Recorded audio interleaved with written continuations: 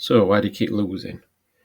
Well, to be honest, the main thing with a lot of people, and me at the start, to be honest, when I first started doing this, is chasing your losses, letting your losses run, taking your green too quick.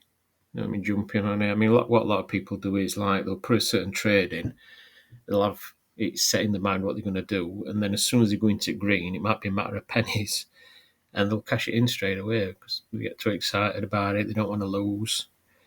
And the thing is you need to be doing it the reverse. No, I mean, thinking outside of the box. It's your reds what you need to be taking like that. So you need to decide how much you are wanting to make, how much you're wanting to lose, that kind of thing. You need to stick to that. But your profits always need to be more. You know what I mean? It don't matter if you take, well, let's say you're only doing small trades like for £10. It doesn't matter if you take a £1, £2 loss, provided when you take a green, it's more than that. At least matching it if you think the game's not going your way, but try to get a bit more green than red. And over time, if you pick your matches or your whatever you're doing, your races, and you're vetting them, then you're going to come out on top. You know what I mean? And also, don't just pick random games, random matches, random races. You know what I mean? Horses, whatever you're doing, research them a bit, like we do on this Patreon. I mean, this is why I send those selections out. I mean, I've got a lot of members on Patreon that love those selections, and they work through them. And then you get other people that get bored of them, and they don't bother about them anymore. They don't see the sense in them, and purely they're never gonna do anything. To be honest, because it's all about your research, what you have to do. So yeah, research teams, research horses, players on tennis, see what surface are they playing on? How did they play on that surface before? Did the underdog play better on that surface before? Is underdog going to give them a really strong game? You can decide what you're going to do with that. So try and get an example on this. There's no football matches on at the moment, what I can show you, which is a shame because I just wanted to show you how to do the correct score and what a lot of mistakes people make. So I might put one of them on as soon as I can when some matches come on. Some on tonight, so I might try and get one recorded tonight. So yeah, if you've only just started following me, then click follow, subscribe, all the usual stuff, and those notifications, what everybody says about. Otherwise, you're not know when I put it on. So yeah, let's have a look at this tennis game. I mean, I'm going against everything I say, and I'm just picking on this randomly at the moment. I'll just have a quick look at what the scoring is at the moment. Just give me a second.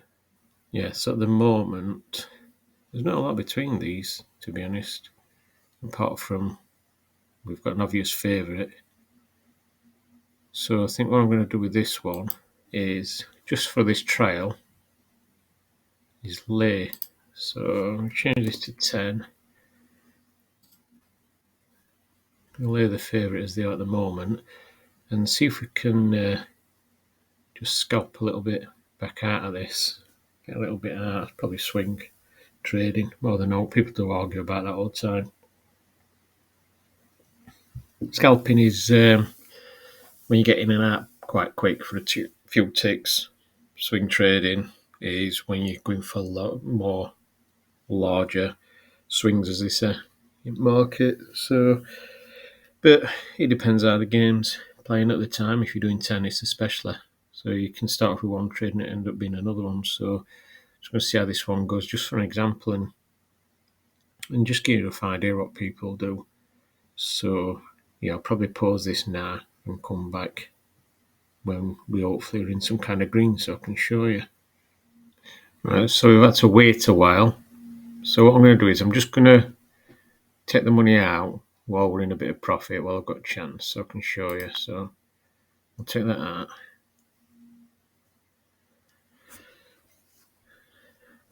So at the minute we've got a green of 394. It's not the best demonstration because I'm trying to get this video out to you. So on this one we can green up for 391. This will fluctuate as it goes up and down. Or we can leave this 520 on the favourite. If this were more in profit, then this would be a lot more. But 520 don't seem like a lot more, but it is. It's more money, and this cash out will go up and down. It's not too bad at the moment because the underdog's doing quite well on scoring. But this could come down again anyway. But this is going to always stay the same. So depending on how the game plays out, and you can keep moving this money about. If you take that off here, you can see we've got 520. If we wanted, we could move this across to the underdog if we thought, well. So yeah, just a quick example. We up at minute, we've got 394, or we can just sit and wait. We've got a free bet now on the favourite, and we could just leave that. And sometimes this green up might be a lot more, depending on how you're trading it. I could have left this a little bit longer to build this up.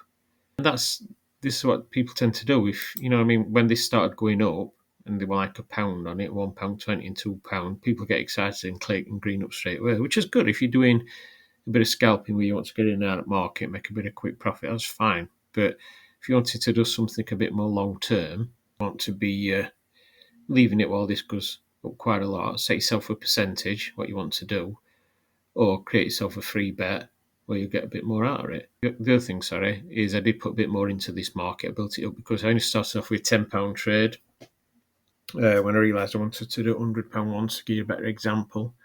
So I did actually put about 160 into the market, but my liability were never more than between 40 and £50, really, because we were laying at low odds. And these actually come down to 117, 1.17 at one point. And really, I should have got in then, and that would have been a lot better to show you. But watching the scorelines, that's what you can do. I mean, the lower this gets, the less liability you're going to have. So if you fancy putting another trade in, another lay, then by all means, if you think the underdog is going to come back again, watch how the game's playing.